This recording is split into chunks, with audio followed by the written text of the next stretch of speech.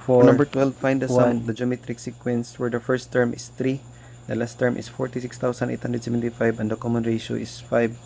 First, this will be the formula. This is the formula for finding the sum of the geometric sequence. S sub n is sum of terms of geometric sequence. S sub n is equal to a sub 1 minus a sub n r over 1 minus r, wherein a sub 1 is equal to 3, then r is equal to 5. r a sub n is equal to, since that is the last term, so it is equal to 46,875. So we have S sub n is equal to, the sum of the n term is equal to a sub 1, which is 3, minus a sub n is 46,875, times the r, which is 5, over 1 minus r, which is 5. So S sub n is equal to 3 minus 46,875 times 5 is 234,375 over negative 4.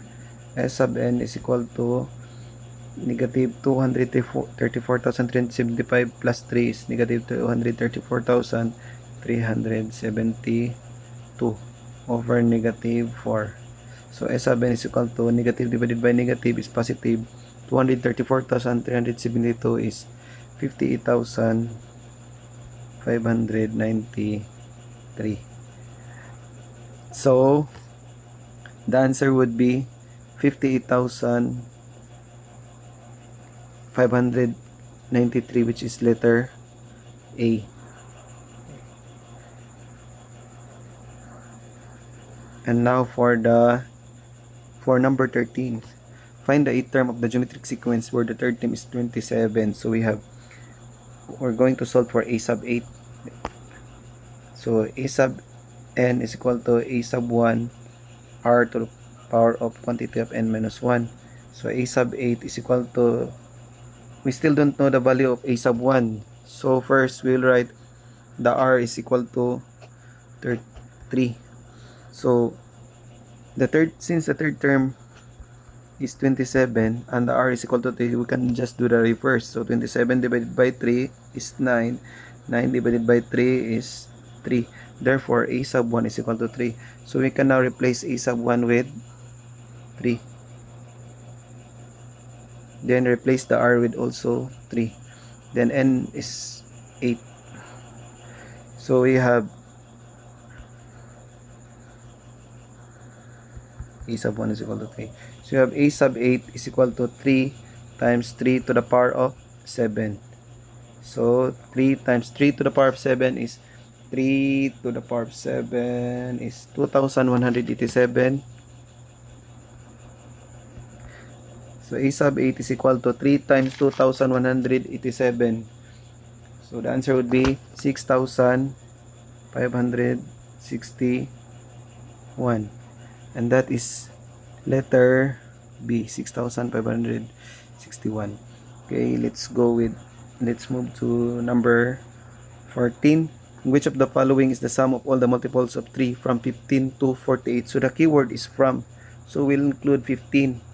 Then we have 15, also have 18, then 21, 24, 27, 30, 33, 36, 39, 42, 45, and 48. So how many terms? 1, 2, 3, 4, 5, 6, 7, 8, 9, 10, 11, 12. So we have actually a total of 12 terms.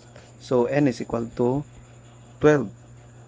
Then since it is the sum of terms, so we will have S sub n is equal to the formula for sum of terms of arithmetic sequence is n over 2 times quantity of 2a sub 1 plus quantity of n minus 1 times d. So S sub 12, we will replace n with 12. So S sub 12 is equal to 12 over 2 times 2. Then the a sub 1 is 15. plus 12 minus 1 times the difference is 3 because 18 minus 15 is 3, 21 minus 18 is 3, 24 minus 21 is 3. So 3. S sub 12 is equal to 12 divided by 2 is 6. Then 2 times 15 is 30. 12 minus 1 is 11. 11 times 3 is 33. So plus 33. So S sub 12 is equal to 6 times 30 plus 33 is 63. S sub 12 is 6 times 60, 360. 6 times 3, 18. 360 plus 18 is 378. So the answer is 378 and that is letter C. Okay.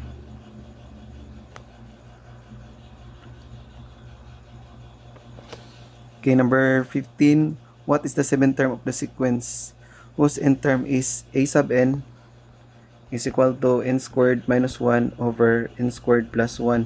Since we're going to solve for the seventh term, all we need to do is to simply substitute n with 7. So, replace n with 7.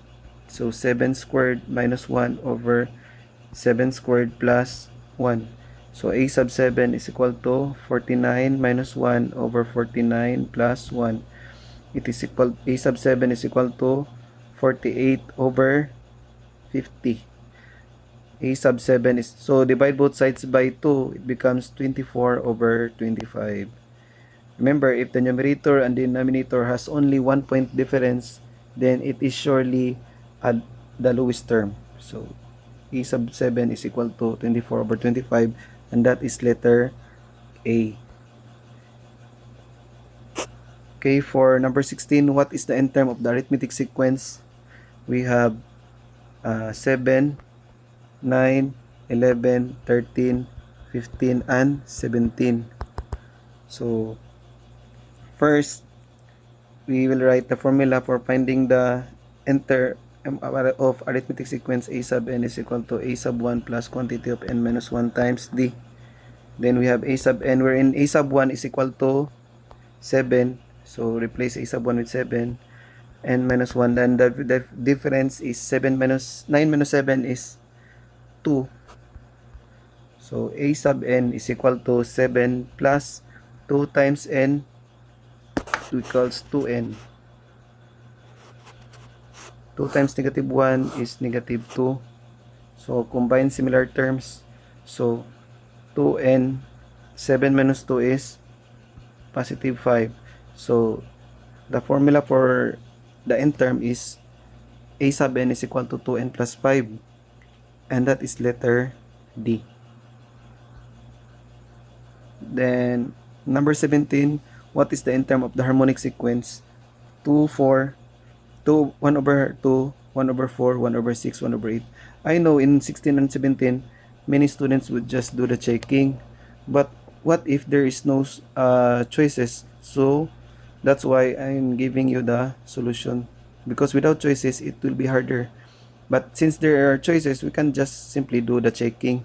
But what I'm going to do also in 17 is really to solve or show the correct solution.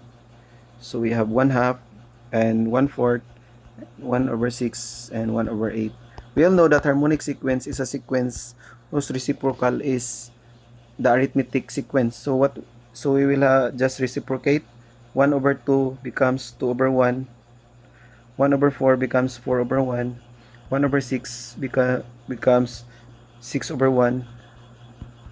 1 over 8 becomes 8 over 1. And 2 over 1 is equal to 2, 4 over 1 is equal to 4, 6 over 1 is equal to 6, 8 over 1 is equal to 8. So the next would be basically 10, but they're not asking for the next one.